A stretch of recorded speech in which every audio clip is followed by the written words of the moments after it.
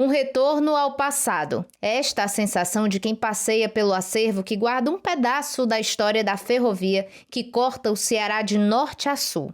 A estrada de ferro teve grande importância para o desenvolvimento do estado. Encurtou distâncias, facilitou as comunicações e impulsionou a economia. A estrada de ferro ampliou em quantidade e velocidade o transporte da produção agrícola e pecuária do sertão para a capital e dos produtos industrializados no caminho inverso, de Fortaleza para o interior.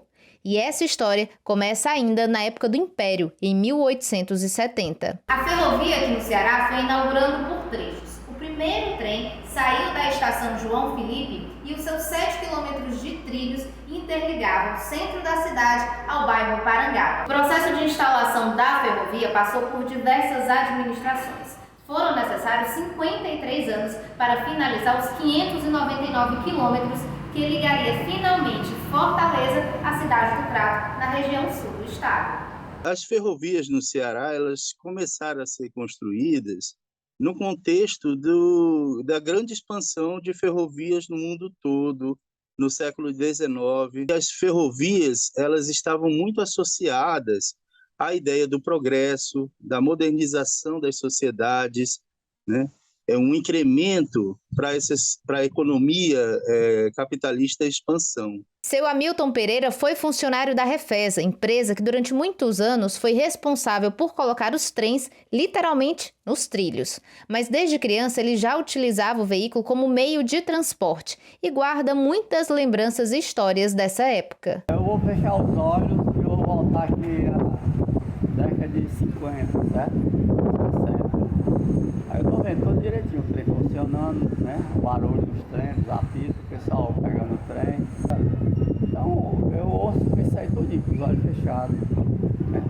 E se eu abrir agora, eu vejo o modernismo, né? Seu Marcos Cabral, outro antigo engenheiro, também segue o mesmo trilho da história. Eu nasci nessa zona aqui todinha, ferroviária. Então desde criança que eu já fui criado junto no quintal de casa, já eram os trilhos, já era a locomotiva, já era o vagão, e eu já brincava com outros colegas, filhos de ferroviário também. Nessa época, como criança, a gente viajava a serviço, o meu pai é que estava a serviço. E nós, famílias, normalmente tínhamos uma praxe dessa, e a família acompanhava, porque o vagão era um vagão dormitório.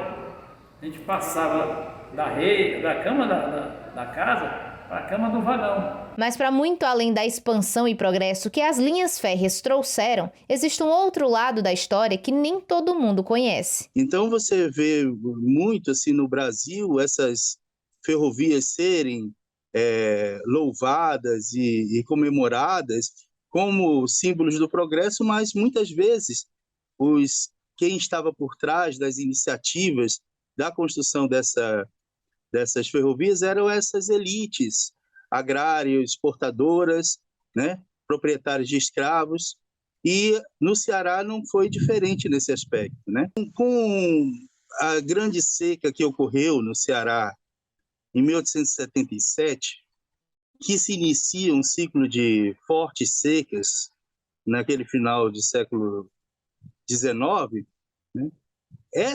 A expansão das ferrovias do Ceará, elas se atrelam às próprias políticas de socorros públicos, visavam com essas obras ocupar a grande multidão de retirantes que, em função das próprias secas, eram obrigados a migrar. Diferente de outros trechos da linha férrea que com o tempo caíram em desuso, a primeira estação do Ceará, localizada no centro de Fortaleza, foi restaurada e rebatizada. De Estação João Filipe, passou a se chamar Estação das Artes. Hoje, boa parte do prédio já está em funcionamento com uma série de programas culturais.